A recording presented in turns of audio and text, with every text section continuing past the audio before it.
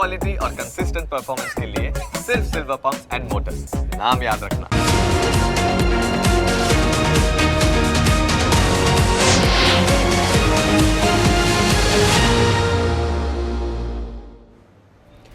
તમને સ્પર્શતા તમામ સમાચારોની છે અમને ફિકર ને એટલે જ હું આપના માટે લઈને આવ્યો છું પ્રાઇમ 9 વિથ જીગર। પ્રાઇમ 9 માં આજે વાત પાયાના શિક્ષણમાં આવેલા ચોંકાવનારા પરિણામની।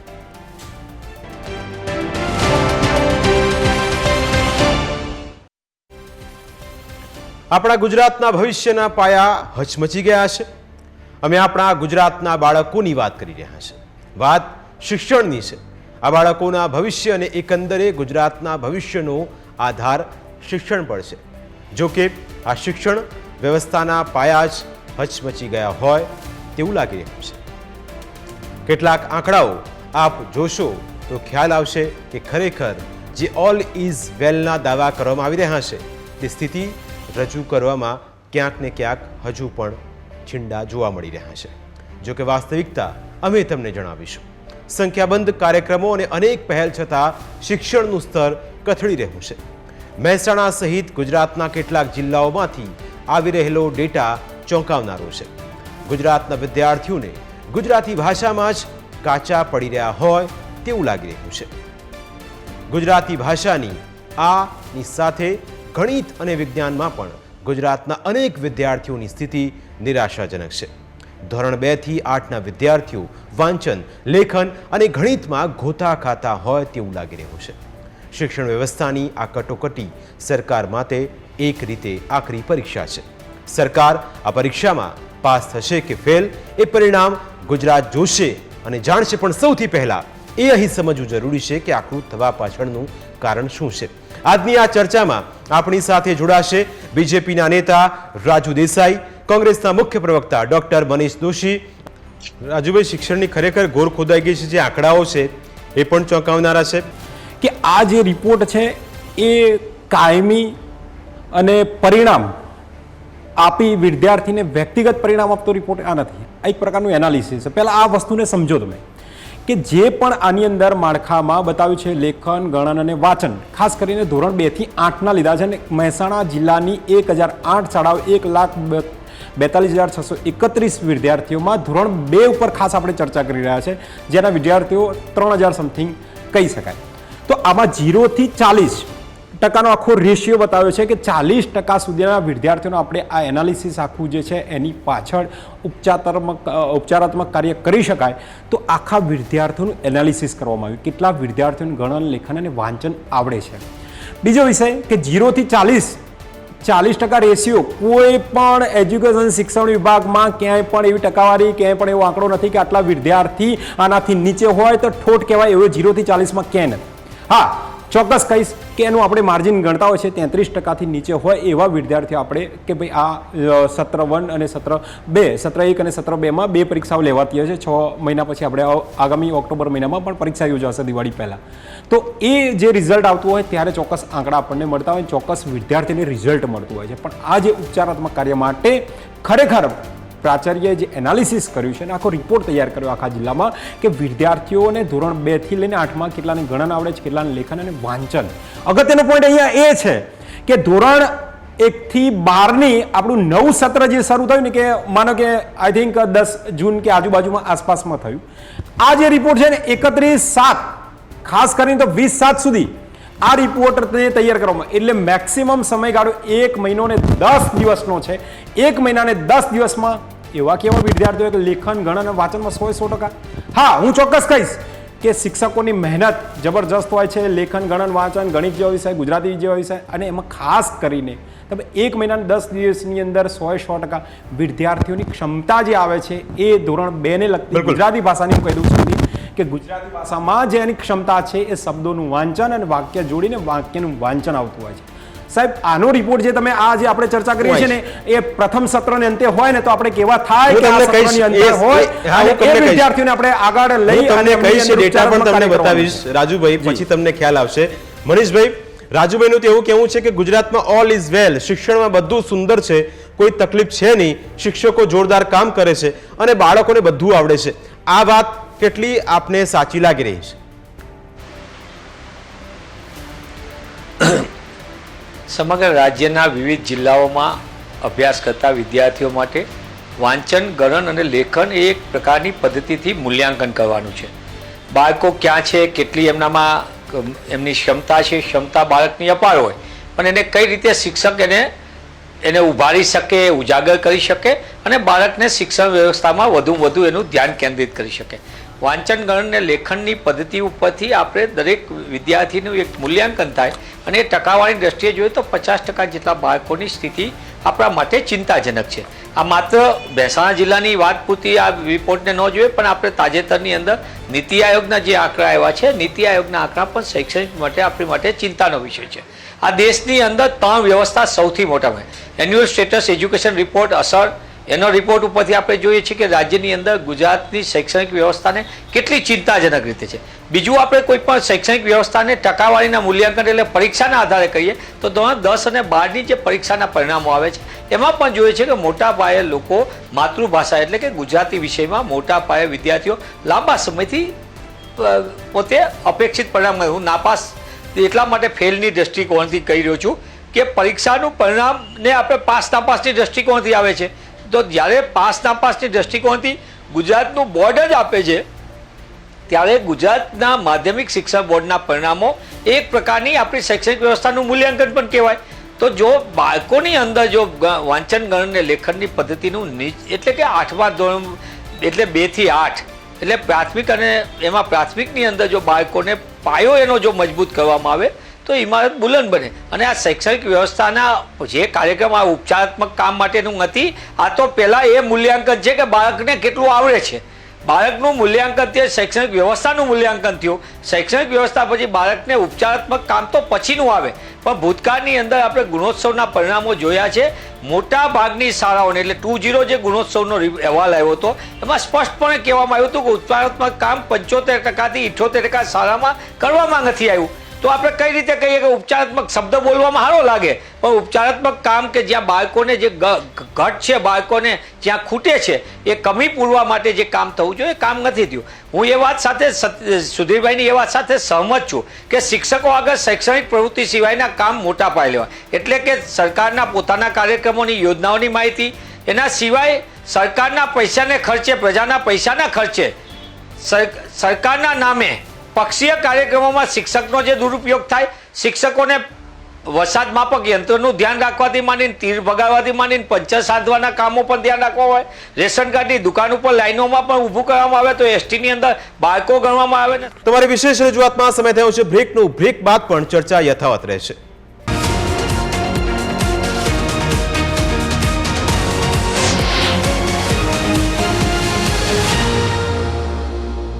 તમારા સવાલનો રાજુભાઈ જવાબ આપવા માંગે છે. રાજુભાઈ જવાબ આપવા માંગે છે. મનીષભાઈ, હું વારંવાર કહેતો આવું છું ડિબેટની અંદર કે કોંગ્રેસના વિદ્વાન છે, પણ ખૂબ જ ભૂતકાળની બહુ વાતો યાદો રાખતા એવું લાગે છે મને. ભૂતકાળ એમનો જોતા નથી. કોંગ્રેસ કાળ દરમિયાન એમના શાસન, કોંગ્રેસનું આપણે શાસન નહીં જોયું, પણ આ એનાલિસિસ જ નહોતું થતું. ધોરણ 8 સુધી લેખન, વાંચન કશું આવડતું નહોતું એવો વિદ્યાર્થી હતા. મારે શું વાત કરવી કોંગ્રેસના શાસનની? કોંગ્રેસનું શાસનની હમણાં વાત કરીએ, રિપોર્ટ કાઢીએ તો કશું હમણાં મળશે નહીં. આ અમે કર્યું એટલે તમે બોલો છો અને અમારે જ સુધારવાનું છે. એની અંદર લેખન, વાંચન, ગણન નથી આવડતું વિદ્યાર્થીને, એ જ વિદ્યાર્થીને લેખન, વાંચન, ગણન કરતો અમારે જ શીખવાડવાનું છે. આ જ સરકારમાં આ જ અધિકારીઓ અને આ જ શિક્ષકો કામ કરશે. સાહેબ, કામ કરીએ છીએ ત્યારે તમે બોલતા ખોટ કાઢતા શીખ્યા છો કે આની અંદર આ ઉણપ છે, આની અંદર આ ઉણપ છે. પણ જે કામ કરે ને સાહેબ, એનું જેને જોવાનો દ્રષ્ટિકોણ હોય છે, હું જીગર ચોક્કસ કહીશ કે હકારાત્મક અને નકારાત્મક. અને હકારાત્મક દ્રષ્ટિથી આપણે લઈએ ત્યારે ખબર પડે જીગર કે આ વિષયની અંદર 60%, એક બાજુ તમને 60% આખો ગ્લાસ જ ખાલી દેખાય પણ ભરેલો તો દેખાતો જ નથી, 60% દેખાય. વિદ્યા સમીક્ષા કેન્દ્ર ફક્ત રાજ્ય પૂરતું હતું. એક જ મિનિટ મારી વાત પૂરી કરી દઉં. રાજ્ય પૂરતું હતું. રાજ્યની અંદર વિદ્યા સમીક્ષા કેન્દ્રમાં એનાલિસિસ થતું. દરેક જિલ્લાની અંદર આપણે વિદ્યા સમીક્ષા કેન્દ્ર શરૂ કર્યું છે અને વિદ્યા સમીક્ષા કેન્દ્રનું આ પરિણામ છે. દરેક જિલ્લાની અંદર વિદ્યા સમીક્ષા કેન્દ્રનું આ પરિણામ છે. આવનારા દિવસોની અંદર તાલુકા કક્ષાએ પણ વિદ્યા સમીક્ષા કેન્દ્ર કરવા જઈ રહ્યા છીએ આપણે. બિલકુલ મનીષભાઈ. હવે આ વિદ્યા સમીક્ષા કેન્દ્રને બધી વાત કરે, અરે ભાઈ 25 વર્ષથી ભાજપનું ભ્રષ્ટ શાસન છે. ભ્રષ્ટાચારનો કેન્દ્ર એવું શિક્ષણ વિભાગ કામ કરે છે અને 25 વર્ષ પછી તમે કહો કોંગ્રેસના શાસનની અંદર ગુજરાતમાં 32,000 સરકારી શાળાઓમાં પૂરા પગાર સાથે પેન્શનની નોકરી સાથે ગુજરાતના દરેક જગ્યાએ શિક્ષકોની નિમણૂક એ કોંગ્રેસના શાસનમાં હતી. સરકારી યુનિવર્સિટીઓ જે સપાણી સરકારીને ગ્રાન્ટેડ શાળાઓ કોંગ્રેસના શાસનમાં. ભાજપે શું કર્યું? કોંગ્રેસના શાસનમાં સપાયેલી શાળાઓને તાળા મારવાનું પાપ કર્યું.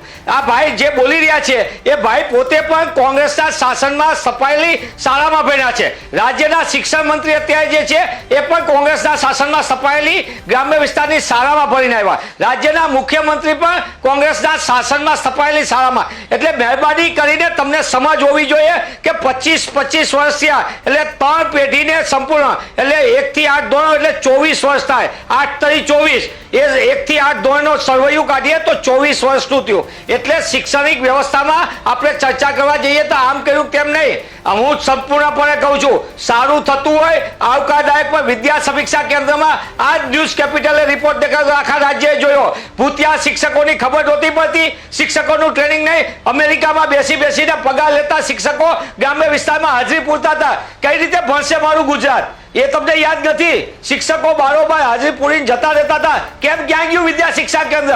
કેમ એના સચિવ ને બધા ક્યાં ગયા હતા? કરોડો રૂપિયાના ખર્ચે વિશ્વ બેંકની સહાય લઈને કરોડો રૂપિયાના નામે ભ્રષ્ટાચારના કેન્દ્રો બનાવ્યા. અને તમે એમ કહો છો ભણશે ગુજરાત? ગુજરાતની અંદર 40,000 શિક્ષકોની જગ્યા લાંબા સમયથી ખાલી છે.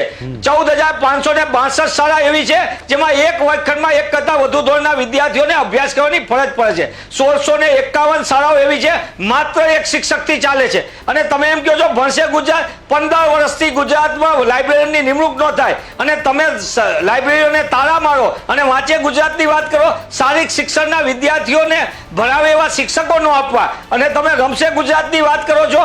તમે શિક્ષકો આપતા નથી અને ભણશે ગુજરાતની વાત કરો ને પછી કહો અમે મોડેલ અને કોંગ્રેસ બોલે એટલે અમને વાંધો. અરે ભાઈ, કોંગ્રેસ ભાજપની વાત કરવા કરતા ગુજરાતના શિક્ષણની અધોગતિ કરી છે એની વાત કરો. નીતિ આયોગનો રિપોર્ટ હોય કે અત્યારનો રિપોર્ટ હોય, અત્યારે જે ન્યૂઝ કેપિટલમાં ચર્ચા કરી, કોના શાસનમાં આવ્યો છે? કોંગ્રેસના શાસનમાં આવ્યો છે. કોંગ્રેસે બનાવેલો રિપોર્ટ છે. નીતિ આયોગ કોંગ્રેસે બનાવ્યું છે. નીતિ આયોગનો રિપોર્ટ કે ગુજરાત જે શિક્ષણમાં 95 સુધી 9મા ને 11મા ક્રમાંક હતું, આજે ગુજરાત શિક્ષણમાં 18મા 19મા ને 21મા ક્રમાંકે ધકેલાઈ ગયું છે. આ કોના પાપે થયું? કોના ભ્રષ્ટાચારના કારણે થયું? કોની નીતિઓના કારણે થયું? એ વાત કરવી નથી. ગુજરાતના વિદ્યાર્થીઓને સારી શૈક્ષણિક વ્યવસ્થા નથી આપવામાં આવી તો એ સુધારા માટે શું કરી શકાય એની વાત નથી કરવી. તમારે વિદ્યાર્થીની વ્યવસ્થા સુધાર કરતા પહેલા તો તમારું માઇન્ડસેટ બદલો, એનું ઉપચારાત્મક કાર્ય કરો તો મને એમ લાગે ગુજરાતની શૈક્ષણિક વ્યવસ્થાને. દરેક વખતે આવે એટલે કહી દેવાનું કોંગ્રેસને આમ લાગે તેમ લાગે. અરે ભાઈ, ગુજરાતના બાળકોના ભવિષ્યનો સવાલ છે. આમાં તો રાજનીતિથી બહાર આવો. આમાં તો ગુજરાત માટે નક્કર વાત કરો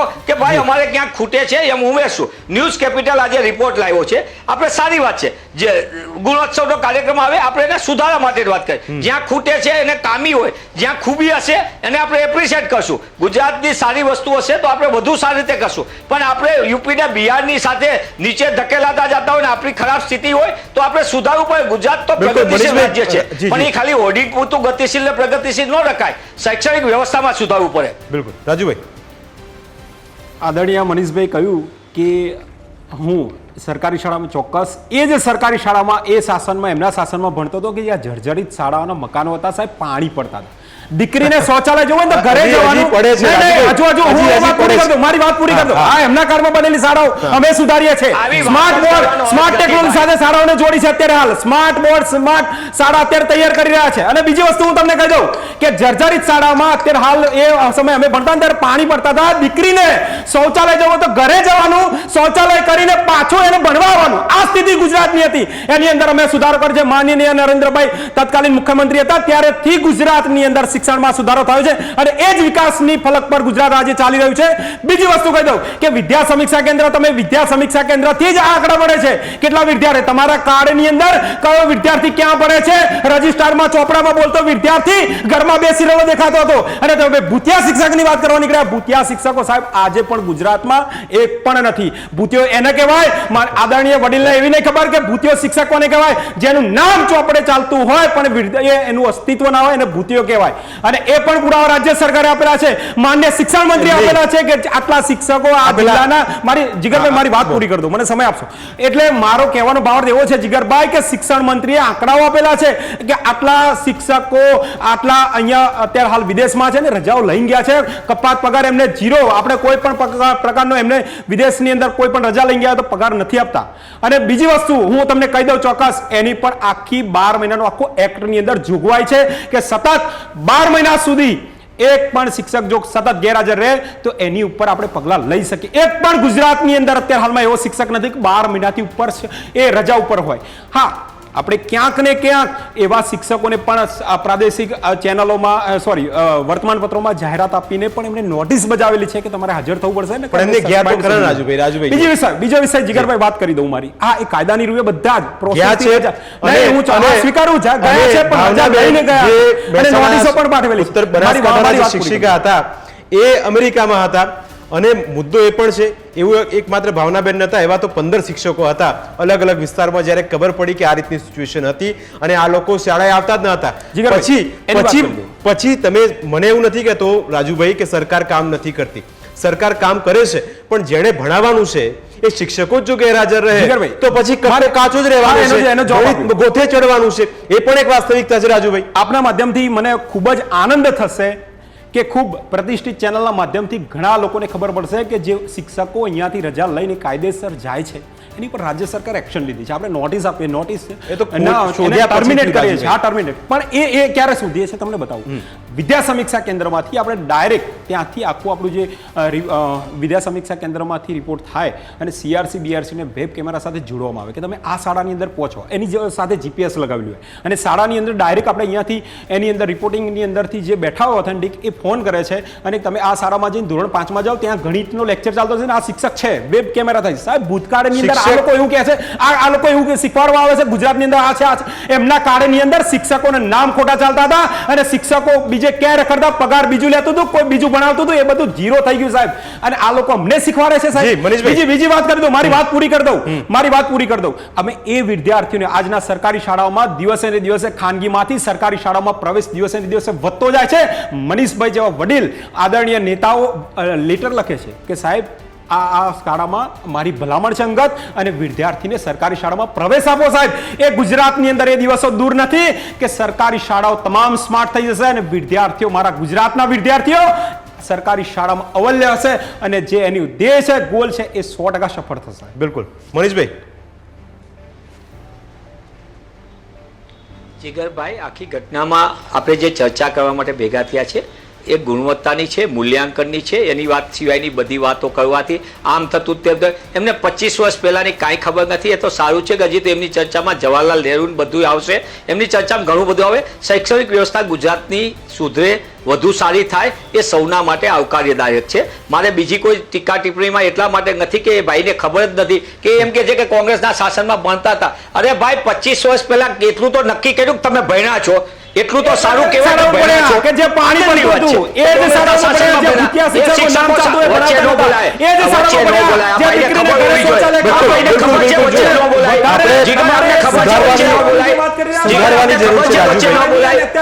એમને ખબર છે વચ્ચે ખબર ન હોય ડિબેટનું ડેકોરમ શું કહેવાય ખબર છે આ ભાઈને. મારે મનીષભાઈ એમને આ ભાઈને ખબર છે ત્યારે તમે બોલતા થયા. જીગર, એમને ખબર હોવી જોઈએ કે ડેકોરમ શું કહેવાય. જો એમને આવી ચર્ચા કરી તો મને વ્યાજબી નથી લાગતું. આ રીતે મારે ખાલી રિપોર્ટ બતાવો છે.